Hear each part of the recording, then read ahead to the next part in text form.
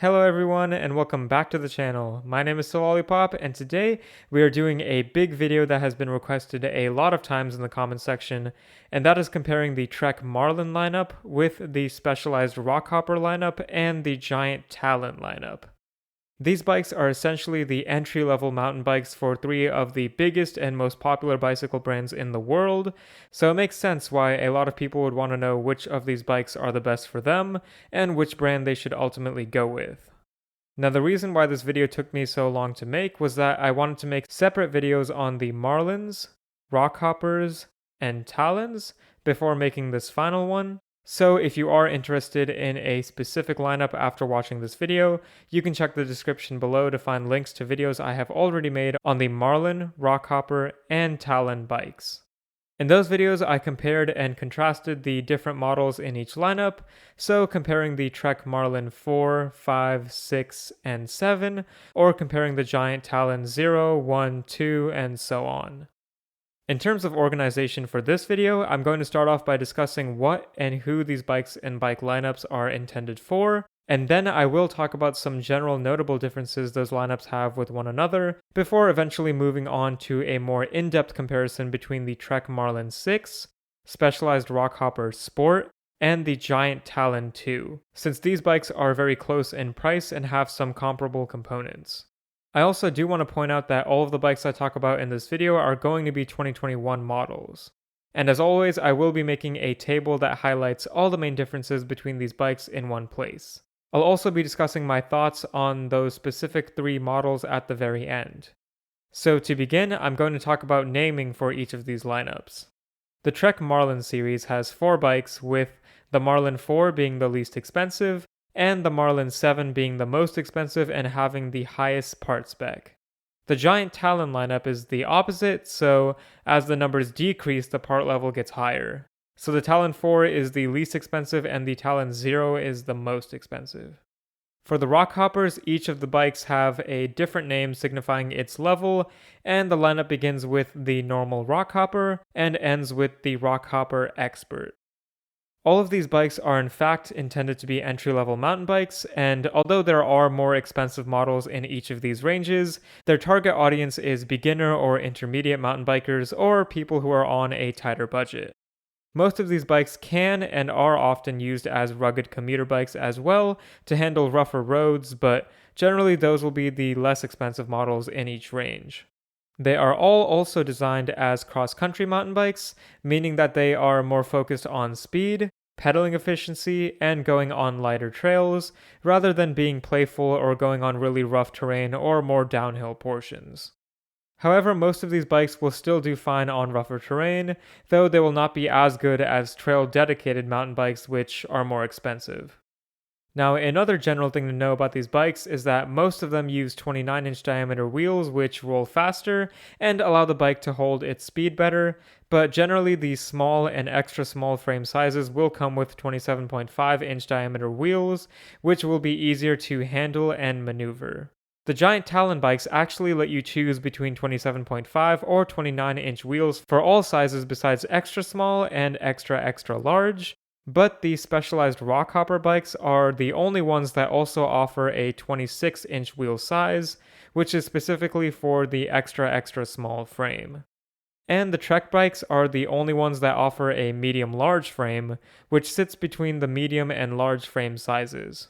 The Trek Marlins are also the only bikes with women-specific models, which just have some different colors, a women-specific seat, and a 10mm shorter stem in most sizes for better control.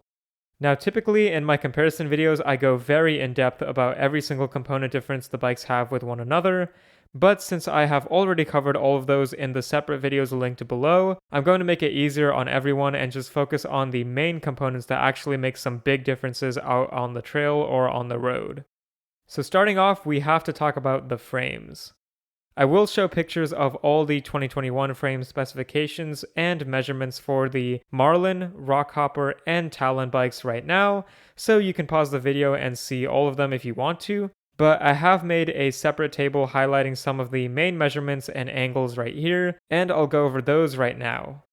Basically, the Marlin has the steepest head tube angle at 69.5 degrees, which translates to better pedaling efficiency and the closest geometry to a full-on cross-country bike, while the Rockhopper and Talon both have 68.5 degree angles, which are still in the realm of cross-country, but they will just be slightly better at descending, though it probably won't be too noticeable. The seat tube angle is the slackest in the Marlin and the steepest in the Talon, which should make the Talon pedal more efficiently to make up for the steeper head tube angle. I also added the chainstay lengths to highlight how they are almost the same, and the reach in case you want to see it more clearly. Ultimately, these numbers aren't too different from one another, but the Giant Talon frame should be the best for trail riding and descending, while the other two bikes are still completely fine, but just not as modern. However, there is more to a bike than just the frame, so now let's compare and contrast the Trek Marlin 6 with the Specialized Rockhopper Sport and the Giant Talon 2 to see how much value each of these bikes give for their price points. Now, we'll be showing images of the 29-inch wheel size versions of these bikes for simplicity, but this shouldn't cause any problems. So first of all, I have to mention the price of these bikes since they do not cost the same amount. The Rockhopper Sport is the least expensive at $600 or £500, while the Giant Talon 2 is next at $620 or £530, and the Marlin 6 is the most expensive at $670 or £530 as well. For the component updates, I'm going to talk about the suspension forks, the tires, the brakes, and then the drivetrain, focusing on the main differences rather than every single change. So let's start off by comparing the suspension forks. All of the bikes come with quick release axles, so the front wheel is easier to remove, and they also come with 100mm travel forks in most sizes, but the extra small and small frame sizes generally come with 80mm of travel instead, with the exception of the Rockhoppers, which have 90mm of travel. The Specialized Rockhopper Sport uses an SR Suntour XCM29, which is a coil spring fork that has 30mm stanchions. Both the Giant Talon 2 and Trek Marlin 6 use the SR Suntour XCT30 fork instead, which is basically the same fork since it is a coil spring fork and has 30mm stanchions, but an important difference is that this fork comes with a lockout feature, which allows you to lock out the suspension to make it fully rigid, so you can bike faster in flat areas or on the road. Overall, there isn't too much of a difference here, but if you are using the bikes for commuting purposes or riding in flatter areas, the lockout feature will help a lot in terms of pedaling efficiency. Next, we have the tires. Most of these are wire bead tires, which means they are not tubeless ready. The Rockhopper Sport uses ground control sport tires, which are made by Specialized themselves, and they are 2.3 inches wide. The Talon 2 is a confusing one actually because according to Giant's website, it either has Kenda Booster 2.2 inch wide tires or Maxxis Recon 2.4 inch wide tires, but in the actual images and videos of this bike, it comes with Maxxis Ardent Race 2.25 inch wide tires, which actually are tubeless ready. Then the Marlin 6 uses Bontrager XR2 comp tires from Trek's own brand, which are 2.2 inches wide. Generally, wider tires will provide more traction on the trails, but also make the bike slightly heavier.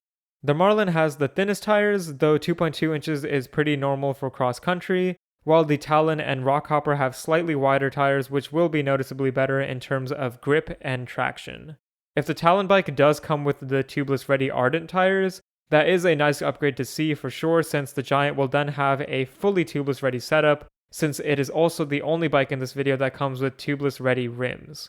Having that setup will more easily allow you to eventually go tubeless, which eliminates the risk of getting a flat inner tube from a thorn or other sharp object, and it lets you run your tires at a lower PSI for better grip. Now let's talk about the brakes. All of these are actually very similar since the Rockhopper and Marlin actually use the same Tektro M275 hydraulic disc brakes, while the Giant Talon uses a different model, but they're still entry-level hydraulic brakes from Tektro and shouldn't have too many differences. All the bikes use 160mm diameter rear brake rotors and 180mm front rotors in the larger sizes, but the Giant Talon uses 180mm front rotors in the medium-sized frame as well, which should just help with better stopping power. Overall, these brakes are nice entry-level brakes that are common around this price point, and they'll all get the job done well. And lastly, we have the main difference among these three bikes, which is the drivetrain. I'm going to list out the specifications on these drivetrains right now to begin, and then I'll talk about which one I think is the best. The Rockhopper Sport uses a mainly Shimano Altus 2x9 drivetrain, meaning it has 2 gears or chainrings in the front crankset and 9 gears or cogs in the rear cassette. This bike uses a stout crankset which has 36 teeth on the larger chainring and 22 teeth on the smaller, and it has a Sunrace brand 11 to 36 tooth cassette. Now the Talon 2 has different drivetrains depending on which country you are in, but I'm going to focus on the United States model of this bike. If you are curious though, the UK version of this bike comes with a 2x8 mixed Shimano drivetrain, which is pretty similar to the drivetrains offered in the other two bikes. However, in the US, the Talon 2 gets a nice upgrade to a 1x9 drivetrain, so there's no longer a front derailleur on this bike, which makes things simpler for trail riding. Thus, this bike only has a single chainring in the crankset, which is a 30 or 32 tooth crank according to Giant, and it has a Microshift brand 11 to 42 tooth cassette. This bike also comes with a clutched rear derailleur, which adds tension on the chain so there's less chance of the chain skipping gears or falling off the bike entirely when you are riding over really rough terrain. And the Marlin 6 comes with a full Shimano Altus 2x8 drivetrain with the Altus crankset that uses 36 and 22 tooth chainrings and a Shimano 11 to 34 tooth cassette. Now based on these drivetrains alone, the Giant Talon 2 is the most trail focused, and most higher end mountain bikes come with 1x drivetrains since they are simpler and have less parts that could potentially malfunction.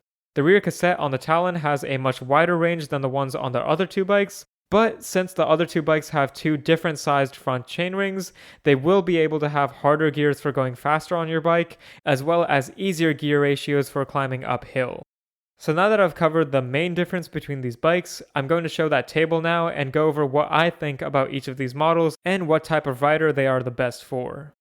The Rockhopper Sport and Marlin 6 are actually pretty similar in terms of the geometry and all of the components they come with. Some can argue that the Rockhopper is better for the trail because it has slightly wider tires and a slightly more trail-oriented geometry, but the Marlin 6 does have the lockout feature, which is really nice to have, and it uses a full Shimano drivetrain rather than mixing various different parts, which isn't necessarily a good or bad thing, but it will at least be reliable. Objectively, based on the components and the geometry, I think most people can agree that the Giant Talon 2, at least the United States model, is the best for trail riding and mountain biking, since it has tubeless-ready rims and likely tubeless-ready tires as well, and it has a 1x drivetrain which is definitely more trail-focused. The geometry on the Talon is also the most modern, which will likely be the best on the trail. However, the amount of speeds you get in the Talon 2 is not as much as the amount you would get in a 1x10 or 1x12 mountain biking drivetrain, which is more typical to see in 1x setups. Also, since it has less gears and less speeds, the two other bikes have easier gears for climbing and harder gears for pedaling to make the bike travel faster, though on an actual trail this might not be as noticeable. Where this will be noticeable, however, is on the road or on longer commutes. I personally feel like the Talon 2 is the best for dedicated trail use, but if you are looking to get a bike for commuting and trail riding purposes, the Marlin 6 is probably a better bet since it has more speeds and still has the lockout feature for faster riding. The Specialized then falls in the category of being the most affordable and still a great beginner mountain bike to get started. Ultimately though, these are just my thoughts, and usually in my videos I try to just give you the facts and let you decide, but I wanted to have a bit of a discussion here to show you what I'm thinking. If you have anything to add or think I made a mistake somewhere or just have any suggestions in general, please leave them in the comments section below and I'll try to get to all of them. But overall, I hope this video helped you out in some way, and if it did, please leave a like and subscribe. And regardless, thank you so much for watching and keep biking.